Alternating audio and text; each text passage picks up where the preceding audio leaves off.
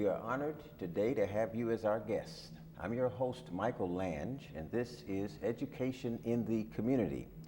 We've decided to call this particular show The Last Hour. And with me are three powerful activists located here in the Bay Area.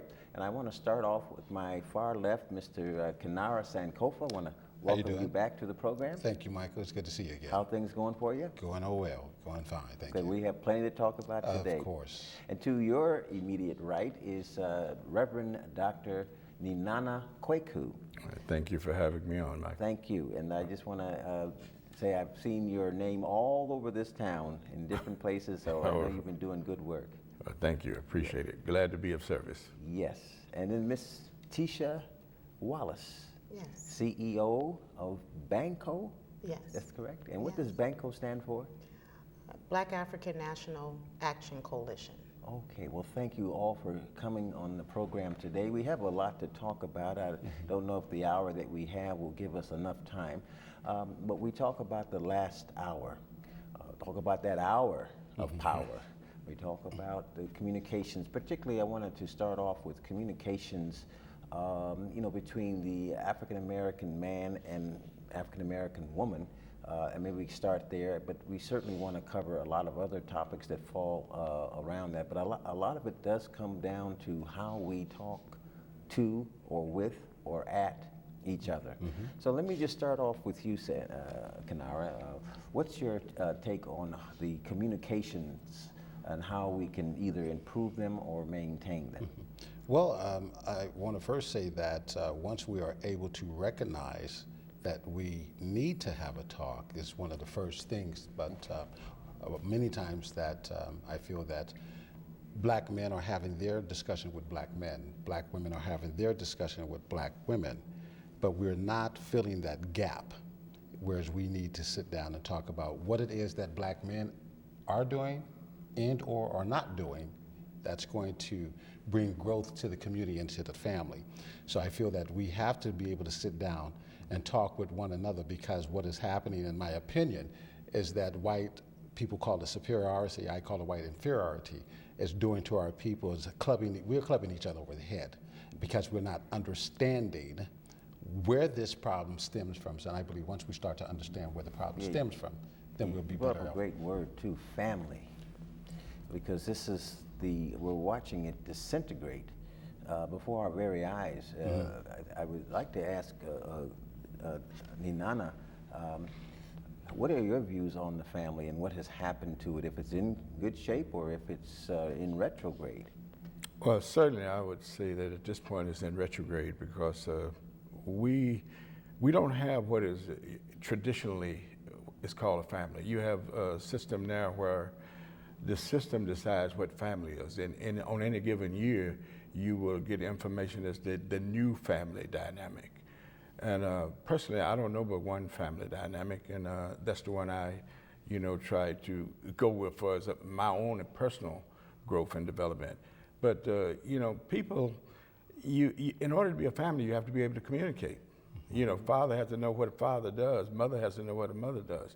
They have to communicate. Then you can communicate to the children. So what we have is a lot of people who lack the ability to communicate what's going on with them. So therefore, the downfall of the family is what happens from that. Yeah, I was going to ask you, Tisha, do you think that the downfall is that we haven't had the resources available, or we haven't had that parental guide, because we come out of slavery, Right. So there was no model to follow. It was just like, you do what you got to do. What are your views on that? My views on that is that it starts basically, I always put myself to more of an accountability mode. And African American women are not accountable for their part in this, the breaking of the family. We are to a point where we think that we don't need a man. We speak down of the man in the home in front of the children. There's lack of respect for the father and order in the home and the way things should be. And we don't realize the effect that we have. So ultimately, I feel that we as African American women can help change this significantly if we are accountable, and the fact that we are a part of the problem. Okay, now this accountability is more of a kind of a spiritual thing too, because you know, I am responsible for certain things, but I am accountable to a higher power. Of course. Okay, so is this what we're talking about here? The accountability comes from a higher source, or does it come from your parents and grandparents and so forth? All on down the line, generational, yeah. Good, please. Go ahead. Weigh in on this. I would also, it comes from a higher source, I would say, you know, because our people at the onset of being in this country, they didn't have any right to do whatever they needed to do as a group.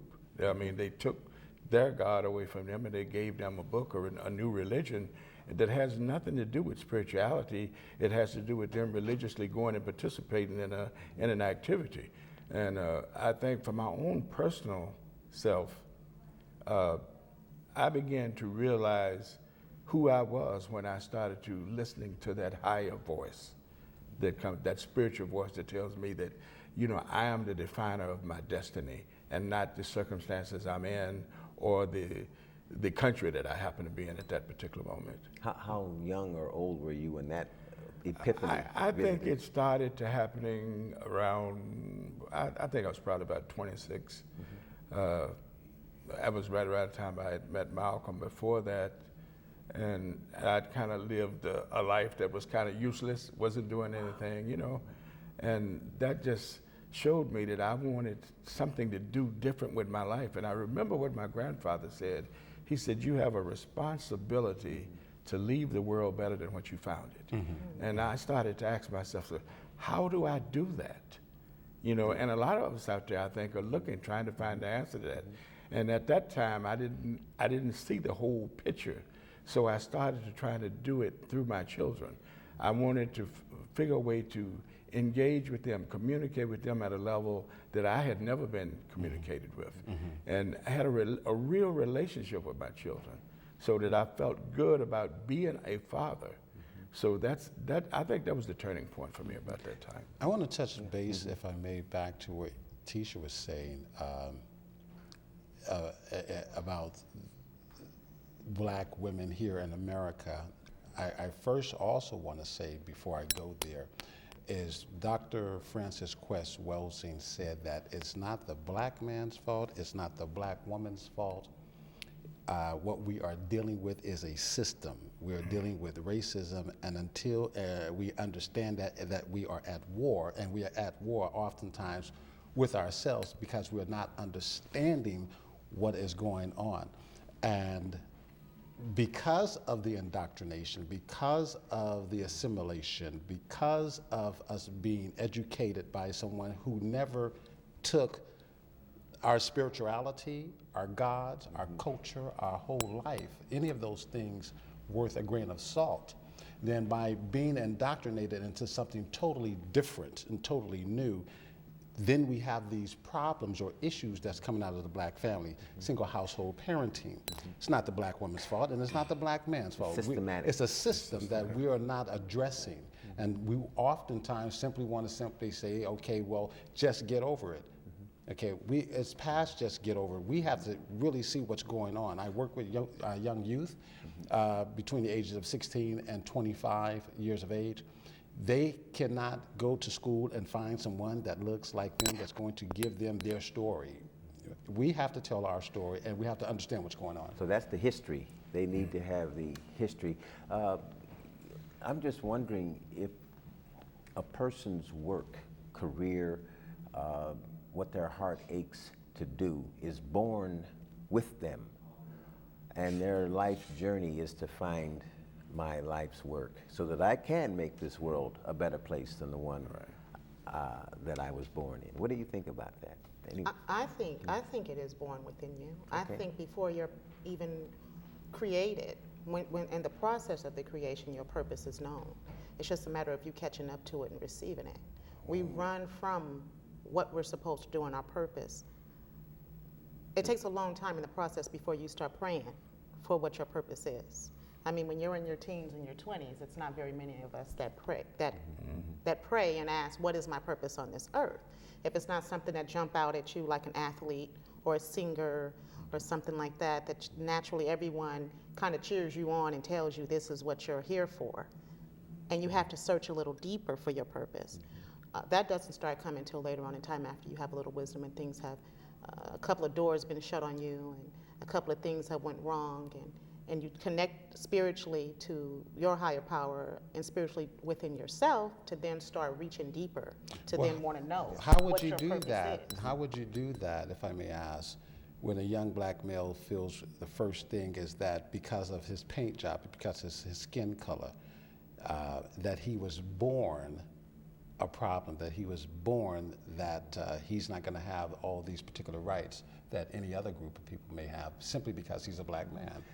But we do have exceptions to where people have succeeded and have gone on in some of these, not these big bling bling careers, but in the sciences, in medicine, in law. I mean, so how does that interface? Sure, we have those twos and those fews, but as the masses, okay, no, that is not the case. Let's look at us as a whole, okay? Sure, we're gonna have 10,000 that may make it, but when you start looking at the millions that are not making it, okay? Why? Okay, there's a reason why that is not happening, and I don't think we're addressing that problem. Yeah, and to add to that, I think if you look at the unemployment rate among people of color, you know, in this country today, you have like over 1 million black men and women who are highly educated who can't get work in the field that they chose to be educated in. So it has nothing to do with what you know, it's who you know. And if you happen not to know the person with the, I think this comic said that with the complexion for the protection, you know, if you don't have that, then where do you go?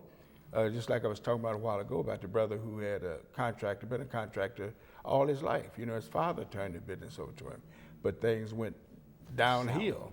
And so he was running around trying to get jobs, couldn't get a job. And he said he had to go to Iraq. I said, well, that's quite a price to pay. To pay to go make a living, brother. You know, you got to duck bullets and build buildings at the same time, you know. So we have to, I think we have to wake up and we have to have a whole nother completely detox from European psychology. It's almost being born again. Well, it's almost like being born again, but we can be born again. And that's what I'm talking about. When you reach that pinnacle where you are in touch with that higher power, then you understand that you have all power at your disposal.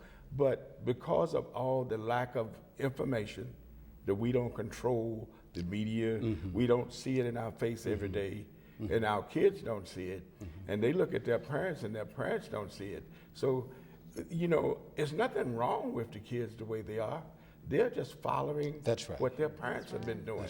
So we have got to go back now and bring more exposure to the issue.